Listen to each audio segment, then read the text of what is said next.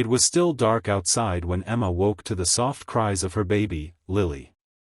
The old clock on the wall showed 5:20 a.m. She had only slept 3 hours, but there was no time to rest. The single mother wrapped Lily in a warm blanket, whispering, "It's another big day, sweetheart." Her small apartment in the city's outskirts was cramped and cold, but Emma tried to make it a home. At 26, she worked as an administrative assistant at Maxwell Enterprises, one of the biggest real estate companies in the country. Her job didn't pay much, but it was the only thing keeping her and Lily afloat after her husband, Michael, died in a car accident before their daughter was born. Emma prepared a small bottle of milk and set her uniform ready. Just as she was about to leave, her phone buzzed. It was a message from Mrs. Patel, the elderly neighbor who usually watched Lily while she worked. "Emma dear, I'm so sorry. I'm not feeling well today. I can't watch the baby." Emma's stomach dropped. She couldn't afford to miss another day. Her supervisor, Karen, had already warned her about taking too many days off. Missing one more could mean losing her job, and her only income. She looked at her daughter and whispered, "Looks like you're coming with mommy today." By 7:45, Emma arrived at the office, clutching Lily's carrier close to her chest.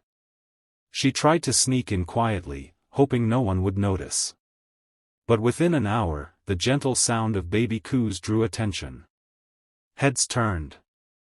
A few co-workers smiled sympathetically, but others frowned. Karen marched over. "Emma.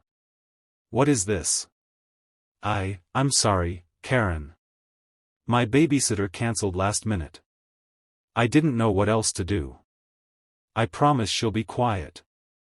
Karen sighed impatiently. "You can't bring a baby to work. If Mr. Maxwell sees this, he'll lose it. You know his reputation." Emma nodded quickly. "Please, just for today. I'll stay out of the way." Karen frowned but finally muttered, "Fine. Just keep her quiet."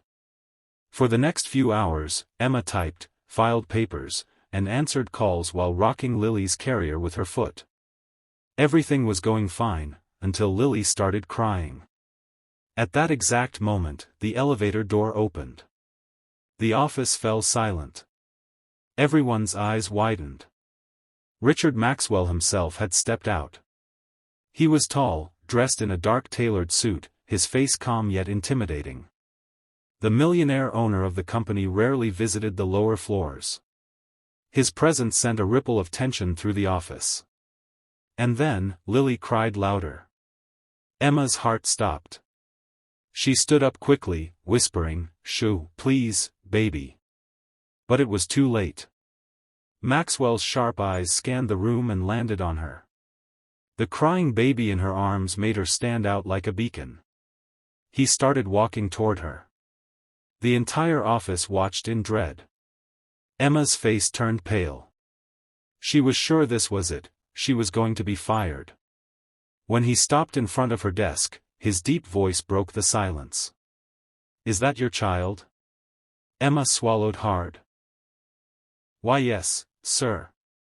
I'm sorry, Mr. Maxwell. My babysitter cancelled. I didn't want to miss work." He studied her quietly, his expression unreadable. The whole room waited for his reaction. But instead of anger, his tone softened slightly. "What's her name?" "Lily," Emma whispered, trembling. He looked at the baby, then back at Emma. "Follow me." Emma's stomach twisted. She picked up the carrier and followed him into the elevator, expecting the worst. When the doors closed, she finally spoke. "Sir, please don't fire me. I just needed to be here today. I'll find another babysitter tomorrow, I promise." To her surprise, his expression wasn't cold. There was sadness in his eyes. "You're not in trouble, Miss Collins," he said quietly. "You did what any good mother would do." Emma blinked, confused. I thought you'd be angry." "I lost my wife and daughter in an accident years ago," he said, voice low. Since then, I buried myself in work. I forgot what real life looks like. Seeing you with your child reminded me of something I'd forgotten, what love looks like when it's selfless. Emma stood silently, holding Lily close. He turned toward her. No parent should have to choose between their child and their job. Starting today, that changes. Her eyes widened. Sir? I'm setting up a childcare program here at Maxwell Enterprises. Parents like you should never have to go through this again. Emma gasped softly. You'd really do that? He nodded. Yes. And I want you to help lead the project. You'll know best what parents need. Tears filled her eyes. I don't know what to say. Say yes, he said simply. And help me make this company more human. From that day on, everything changed. The news spread like wildfire across the company. The once distant millionaire who was known for his cold demeanor had done something no one expected. Within a few months, Maxwell Enterprises had an entire childcare center on site, designed with warmth and comfort. Emma was promoted and worked alongside a small team to build the program. Parents who once struggled finally had peace of mind. Productivity rose, morale improved, and employees felt more valued than ever. One afternoon, Emma stood near the new center, watching Lily play with other children. Richard Maxwell walked up beside her, hands in his pockets. You've done an incredible job, he said quietly. Emma smiled. We did it together. He nodded slowly. No, Emma. You inspired it. You reminded me that people are more important than profit. Tears filled her eyes again. Sometimes, one small act can change everything. He looked at her and said softly, it changed me too.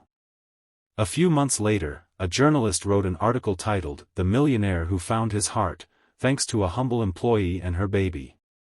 It went viral, touching millions around the world. Other companies followed Maxwell's example, creating childcare centers, flexible schedules, and policies that supported parents. What began as one woman's desperate morning became a movement of kindness and understanding. Years later, Emma became the director of employee care, and Lily grew up proud of the story her mother inspired.